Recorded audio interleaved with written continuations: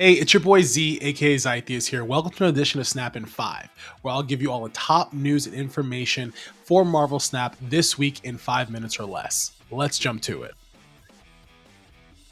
In case you took the holiday week off, this past Saturday was the return of HighVoltage. I forgot how much fun this game mode was, and I've been having a blast playing it. The best part about playing HighVoltage is all the rewards you can get along the track. These are a great way to grab credits and start to stockpile resources before the new year. Lasher is the big reward from this game mode, and from some of the content creators who have unlocked it already, the card looks great, and I cannot wait to get my hands on it. In case this is your first time playing HighVoltage and you aren't sure where to start, I would recommend watching Pulse Glazer's video below, as he goes into great detail about the game mode, how it works, and 10 plus decks that you use in HighVoltage exclusively.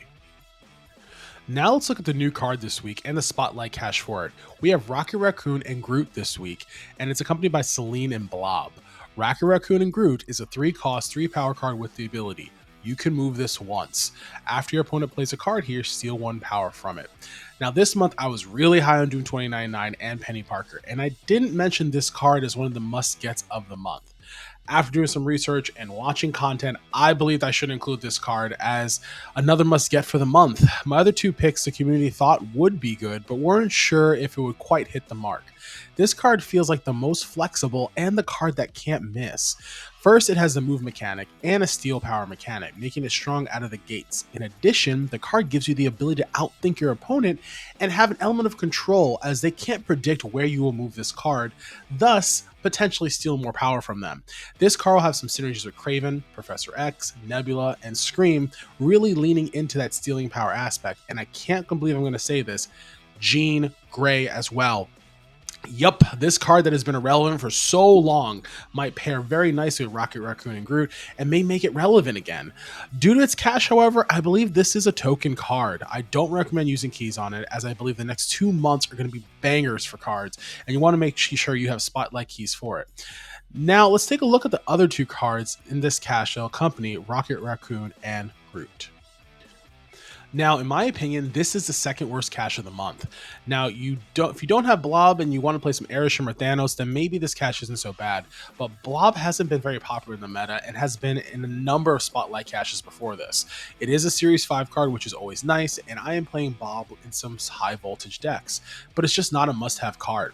Selene is a Series 4 card, which is ready to knock against this cache, but to add on top of it, it is a card that practically sees no play and doesn't have a home in many decks, if any. Both cards are not necessary to add to your collection, so if you want RocketRacoon&Groot, spend tokens, as both of these cards are not good and I think you can skip on. Now, if tokens are not an option and you still want the card, please make sure you have 4 keys before using them to ensure you get the card and you don't waste that precious resource. If you are still on the fence and need some guidance on this week's card and cache, you should go check out Drewski's video below in his video series Snap or Skip, reviewing RocketRacoon&Groot in the Spotlight cache.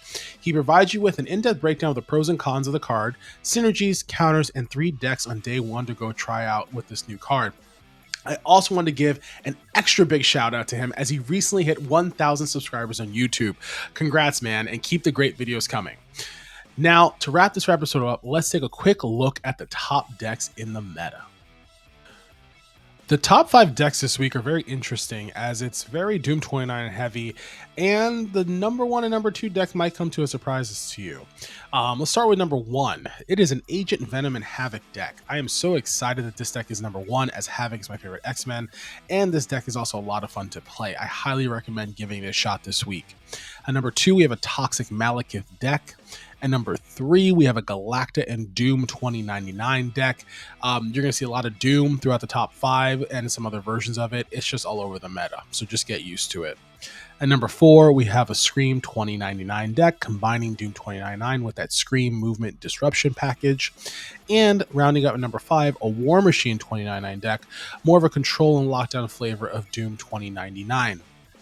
Now, if you want a more in-depth breakdown of these decks and to see what 6 through 10 are, I would check out Alex Coccia's weekly breakdown below of the top 10 decks in Marvel Snap. If you like this video, please hit that like and subscribe button below. I'll be coming to you every week with Marvel Snap content in 5 minutes or less as you prepare for your week of play in Marvel Snap. That's all I have for you this week. So I hope you have a great week, great pulls, and lots of cubes in your future. I look forward to seeing you next week. See ya.